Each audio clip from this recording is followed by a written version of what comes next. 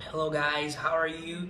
If you don't know, my name is Guilherme and I'm trying to be a teacher in the future.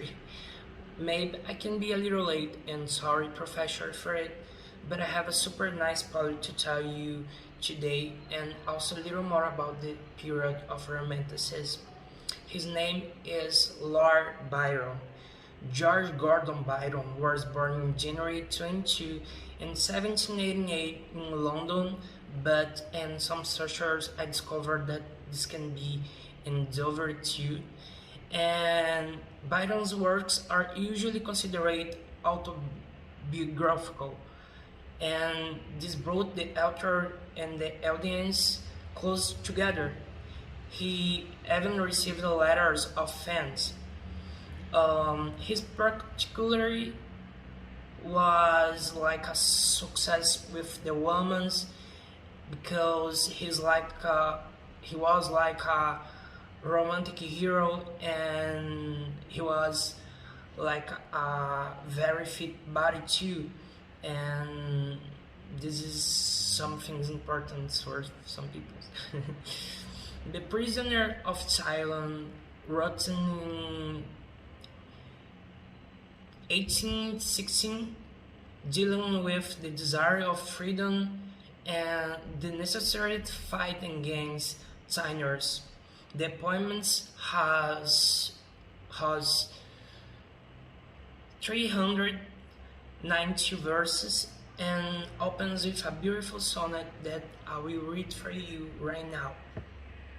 A charnel spirit of the Chinese mind breathes in the dawns library, taught art, for three the habitations in the heart which love of tis alone can bind, and when ties sounds to fears are consigned, to features and the damp vaporless dimes glow, this country conquers with the martyrdom, and freedom's fame finds wings in every wine.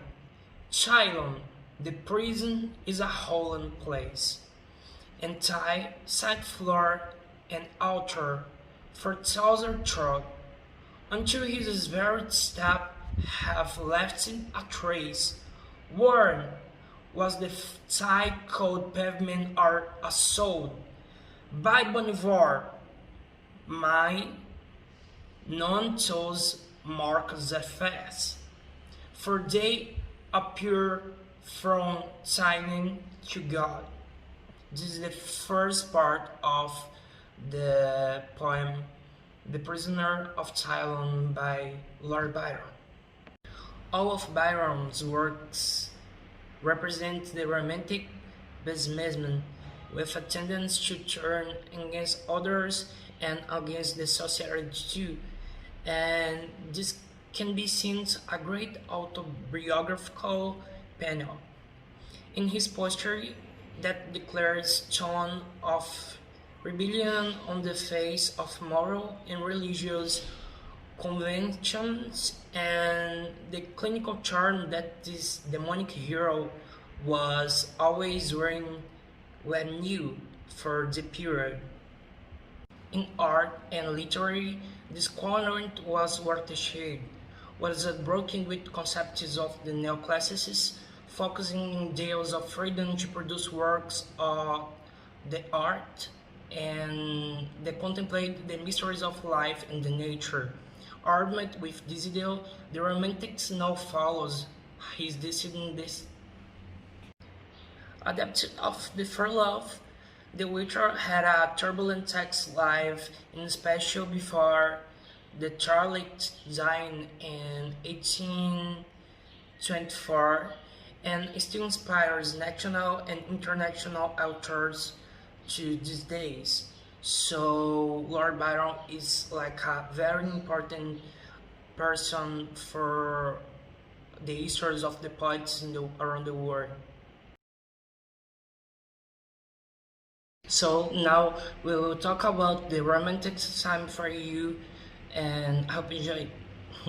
This movement was influenced by the principles of the French Revolution that brought in the ideal such like equality, freedom, and fraternity.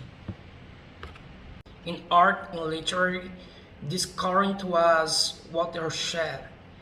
It was broken with the concepts of the neoclassics, focusing the ideals of freedom to produce works of art that contemplate the mysteries of life and nature. Armed with this ideal, the Romantics now follows his distinct detached from the artistic forms of the literary current of the Renaissance past. In poetry, idealization of beloved women predominated, and this was named of Platonism.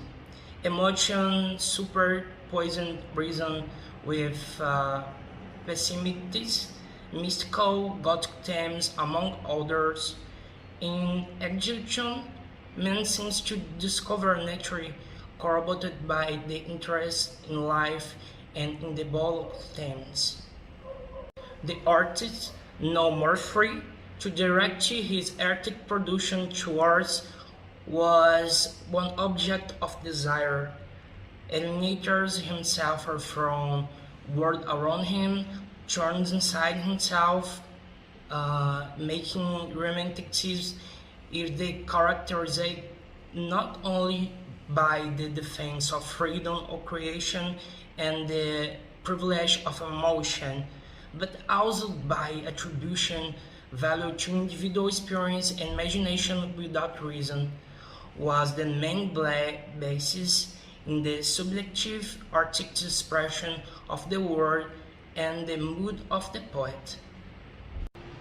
So this is the final of this video, the end of this video, and I hope you enjoy and learn more about the Lord Byron and Romanticism time.